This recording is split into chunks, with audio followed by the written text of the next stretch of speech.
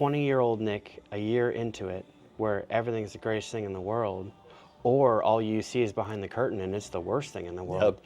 And you look at it and you're like, oh my God, I made a really bad choice. Right. Or tonight I feel like I won. Like, how do you look at that? Thank you for all of that. Thank you for all of that. That's perfect. That's perfect. That level set is just what I needed. Can you expand on that? Of like, hey, we were here, we had a great time, and just because you got to be psychologically like, I rule the world at that age. Oh, That's yeah, what I'm asking. I was invincible. Okay. And then tell me, like, when you just into that of, is there someone telling you, hey, you have to make this type of art, and if you don't make that type of art, then we're going to be real upset? No. Or you get to make whatever art that you want? I tell you what, Victory never gave us any creative direction at all. Okay. Never once did anyone at that record label say, this is how the music must sound, do, think, say, or be. So what artists were inspiring you at that time to make the records that you made? Like, I want to sound like these drums, I want to sound like those guitars. Yeah. Because I feel that was a crazy landscape at that time where all of these genres were like melding together. Yes. And this is bonkers. I didn't realize this until 20 years later of how much Park's music was a love letter to American football. Oh. I'm like, I just love Park. Yes. And then I'm like, oh my God, like this other band that like influenced the band and you like the band, you go down the rabbit hole. Yes. So that's why I wanted to ask you about what did you listen to say, hey, like this is what I want to make in the basement for my friends. And then if it gets somewhere that's great, you know what were the influences? Okay, so sonically, I would have to immediately say Park. No Signal, that album, I remember hearing it in Brent Surratt's car at the Park CD release show that I played when I was in an old emo rock band called Early August. I played saxophone in that band. And we listened to the No Signal album out in the parking lot, and I just felt like I had never heard a local band have, I was a child at that point, 16, 15.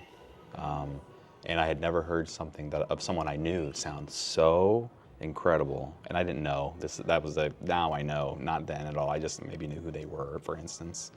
But I'm telling you, that hit me hard in the chest. That coupled with Andy Wildrick having toured with Park, this is an interesting aspect of how we were connected to Park. Andy left high school and toured with Park in Canada. So we had an interesting connection to Park and Moneen at that point, and I was a huge Moneen fan, a huge Park fan, so those bands influenced us immensely. There was another band called Self-Made Man, and they were from Canada as well. We toured with them briefly. Very DIY, incredible punk rock band that we just admired, and I learned a lot from. And those bands, absolutely formative. If I talk to material conditions of guys I could reach out and touch, right, or the shoulder of, okay? Now, if I have to talk about bands that sonically inspired us even more, it would be Hey Mercedes. It would be American Football. You can hear a love letter to American football on our first full-length record. It's called the Big Little City Killing Cycle is the name of the song, and there is, in fact, a direct riff of a drum beat that's ripped off from the song on purpose to give blowing a kiss to that song a little bit, and well, if the name is 3 sentences long, then it's obviously a love letter. Like to me, I'm learning that's the call sign of, which is that record. It really had a lot of those, honestly, and I was proud of them, honestly, as well. But no, that American Football always just hit all of us really hard. Let's see, who else was really big to us at that point? Shiner.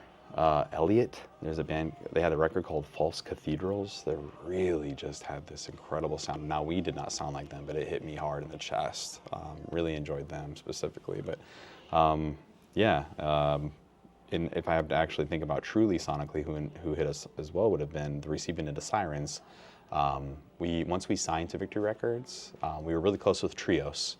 Trios is the Receiving Into Sirens, and they were probably the first band we kind of just met on the internet from mp3.com. Ooh. Yeah. I was going to ask you if it was MySpace, but I wasn't sure about the timeline. I was sitting in my dorm room, and there was a great website called absolutepunk.net, and there was just these incredible forums. You could just learn so much about these bands, and again, it was interesting. I mentioned earlier, like, who did I know that was an arm's reach away? You know, in its infancy, to an extent, social media being, you know, forums, direct messaging on the internet, etc. That would have been the evolution of it.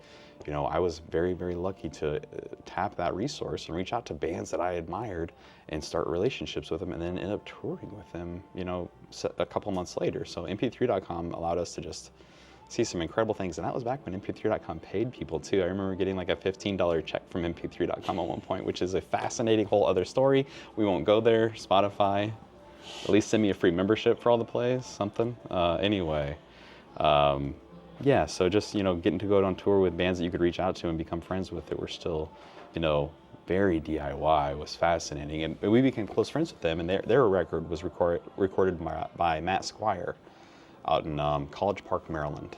And I loved how it sounded. Their record was just cool. It was very, you know, sonically pleasing. The delay, the heavy guitars, the, you know, pounding drums, just all of it just was great. And I really enjoyed the production value. So, you know, we reached out to Trios, and they connected us with Matt, and we ended up going out there to record our first Victory record, specifically with, you know, Matt Squire. You got to pick the producer for your first record? Yeah. That's incredible. Yeah, 100%. That's incredible. We didn't have there was no influence. And I wasn't trying to throw shade on anybody. I just didn't, and there's questions that I'm sure other people have as well. It's how much control of the art did you have? Because I hope that it would be the most fulfilling experience you've ever had, instead of having to do someone else's. The platform, honestly, here's the cool part. I mean, were there ugly parts that weren't good? Yeah. But overall, you know, the creative process was ideal. You know, they paid for us to go stay in a studio that had lodging with some touring bonus money that we would have to take down to, you know, live off of to an extent. But really, it was an incredibly comfortable experience. You know, we did one, you know, I think 5 or 6 week stint out in College Park, Maryland, and then we did, you know, for another album, maybe 5 or 6 weeks out in Long Island, and that experience is once in a lifetime. You know what I mean? Getting to be in another part of the country, effectively living there for a while, recording stuff, and just doing something, you know, that you love. So the only thing really that Victory had any kind of influence on would have been visually. The artwork, you know, and the cool part was one of our best friends, Double J, did the art, you know, and he's the one who got it signed, so I had an incredible relationship with him. So like having my brother do the art is like, he was the one that helped get us literally signed. So it was incredible, honestly. Was there a showcase situation, or how did that happen? Oh man, it was a courting. It was a whole, I basically courted Tony Brummel for 6 months of my life. Okay. I regret not having kept the juniorvarsity.com after we broke up, because I had these old emails in the squirrel mail account that would have been an archive like you wouldn't believe. But for lack of better words, every weekend I would do a weekend analysis. Hey, we played in Fort Wayne, Indiana. We sold $300 in merch. Kids didn't really care for us that much. It was more of a hardcore show. This day we played here. I would like give them like a summary of reports, like almost like a closing manager at a restaurant, which makes, you know, like, hey, here's what the weekend sales were. Just trying to entice him to be interested in us, honestly. So really took a lot of time doing the back and forth song and dance, and anytime we would play up there, they would like roll deep with, you know, 2 or 3 people to come see us, because we would play the Metro, we would play different cool places up there, and they would send staff to always scope us, check us out. So it was kind of a back and forth for a while. But honestly, may I ask, because I have to, is it the seeing Park Pop that gave you the creative license to say, they made it real, we can do whatever we made want? It real. Because I don't want to be rude, made it real. But someone sitting in a basement that wants to play a song, I equate this almost to musicians that live in Chicago or the greater Chicago area. You might as well be on another planet, because you're never going to get to that other planet, and they're closer to than most are. They made it real. They made it real. And you're exactly right. Okay, it's got to be a wild situation to be in, to say, you know what, I want to do that. Right. But there's another thing to actually do it. Right. And that was just the, do you think it's the hubris, the 18-year-old, I'll do whatever I want? Blind ignorance mixed with blind optimism. But you need it though, don't you? You have to. Because no one else is going to do it for you. You have to have that. And I try to honestly apply that sometimes to my adult self as well, because if you don't apply that, the monkey voice will talk you down to, or out of any idea like that, right? Like you got to like always like reaffirm like, hey, I can do stuff that's still, you know. Well, I hate to keep Larry Kenny as a thread that we talked about. He's from Pekin. Right. Like, how's the guy from Pekin become Lion-O from Thundercats? Incredible. Because he wants to. Because he did it. Right. And that's the whole idea of the conversation to have with people. It's like, you're good enough. I hate to be the Stuart Smalley. You're good enough. You're strong enough. People like you. That's a 40-year-old reference. Not everybody gets it, but whoever get it, they're laughing in the back. All right. But I think that you need that hubris in order to do it. And it's got to be challenging mentally when that comes together and says, I've gone as far as I can. Oh, no. Type of thing. But I don't want to derail you. I just needed to ask about that. No, you're so right. That confidence of like, no, these guys are doing it, so can we, because I think everyone needs a little bit of that as long as it's in a kind way. Yes. There are some people. That's a great point. Honestly, they were effectively like stepbrothers to us to an extent, right? But they literally made it real to us to where it looked like it was something we could actually accomplish. That's awesome. You know what I mean? Otherwise, stuff's intimidating, and we were in the middle of the Midwest in a town with no music venues, and there was no scene, and there was no actually community. That's the rope I'm pulling on? Right. So we had to kind of help orchestrate because you're from Jacksonville, Illinois. Jacksonville. And not exactly a booming music scene. I also hate to bring up my kids all the time, but I'm explaining to my son. He's like, how come all the stores are made in New York? How come all the movies are made in New York? I'm like, you got to look at this beautiful skyline.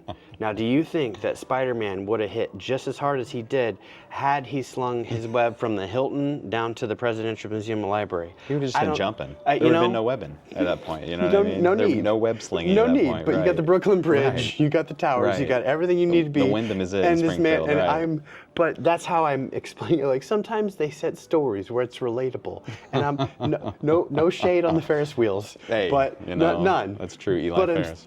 But I'm saying, you gotta have determination to say it doesn't matter where I'm from. My art is strong enough to rise above, and I'm gonna find the person to do it.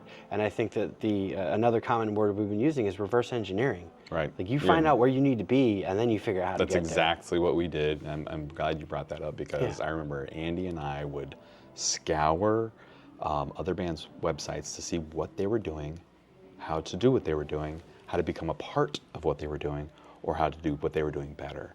And that's what we literally did every day, almost obsessively, and it was probably not healthy but you as a have young to boy. In order to even be relevant. I'm giving creative license to it because the amount of work that goes into one's own success, you have to shut a part of your life off. All the way. And there are people that don't understand. Correct. But they might be the same people that don't go as far as they would hope. I'm not saying it's healthy either, but it is a necessary part of the process. I've had lots of conversations with people that do break through to whatever it is that they want to do. And we're seeing it now more understood as documentaries are made about different things. And I don't mean to be selfish, but I do want to extend the information of I needed to add value to what you did because I feel that you did something, you and your group. Now, it's not a single entity, but you and all of your partners and Park and all the other, they put Springfield on the map. Oh, yeah. And there's a sacrifice there. And that needs to be acknowledged, because then other people get to live in other worlds that are quote unquote relevant. Right. Because that this thing happened. Exists. Right. And that thing happened. Right. And there are people everywhere doing wonderful things, but if nobody hears about it, then it's hard to celebrate. You're exactly right. It's like that, what's the quote about standing on the back of mountains, or standing on the shoulder of giants, you know, exactly. Yeah. It's we are only here because of Park, because of American football, because of all of the other bands before them, etc. And you're exactly right. Again, seeing either bands, they came after us and that kept coming that were maybe parallel as well, like The Graduate as well, seeing them mentioned in alternative press. I always got a ton of joy out of seeing those guys, because that we knew very well for a long time, seeing a blurb about them and it said 4 fans of, and it listed bands, and we were one of them. And I was like, my God, is there a cooler thing that could have been said in one of the coolest magazines as a young boy? Like that hit me hard. So that is Very poignant. I think that's a word. Yeah. Or I think I use it in the right context, so I have to ask my wife. She always corrects me on everything. I can take the pictures, I can make the video, not so well at the references. But I love my wife. The wordsmithing. She's the Still could use producer word. of my wife, and I don't mean like making mine, but making sure I don't do the bad stuff. Hey, fair. That's she's fair. like, not a great decision, go with that, let's do it. You know, we need a little help. I do, absolutely. But this week, or last week rather, I had something really fun that I shared, and part of the reel, the audio was Sit and Sink by The Graduate. Okay. Of you don't want to look back, and I'm of course I'm botching the lyrics as we're talking, but you know, we don't want to be older and look back and what we would have done. Right. And that phrase has been so relevant to me with not investing in the education and formally and not doing all these things. But the only person, if I do whatever thing I want to do, the only person I'm hurting is me. Right. You have so much to lose, but I don't. Yes. And I wouldn't have had, essentially, doesn't that give creative license? Yeah. So you gave creative license to somebody else gave creative license to you, and it's just one big It's like circle. a torch we keep handing off to It's each other. awesome. Yes. I love it, honestly. But yeah, and that's what you brought up The Graduate, and I was like, I wasn't going to say Had anything. to. I'm not going to say what Had the post is. The post has been out, Yeah. but it's just, it's so, like, it just goes back to that creative license. Let's see, we're everywhere. I appreciate you following me. Yeah. Do you want me to hop back to the conversation about getting signed? Because Yes, we were almost to that. Like, yes. So okay, back to Double J, back to Victory Records, back to Tony Brummel. You know, as some folks know, at the height of the emo renaissance, I suppose, they're not, I guess it would have been, Victory Records was a very relevant band. Yes. You know, Thursday, Yes. Taking Back Sunday, Hawthorne Heights, A Day to Remember, Hate Breed, Bad Brains, lots of cool stuff. And, you know, emailing back and forth with Tony. You know, one day, and this is an interesting story that I've not told in many places, Double J had a really creative idea. He and I brainstormed, and we decided to tell Tony that Fred from Triple Crown Records was interested in signing the Junior Varsity. Good for you. Here's the lore. Good for you. Triple Crown Records was brand new.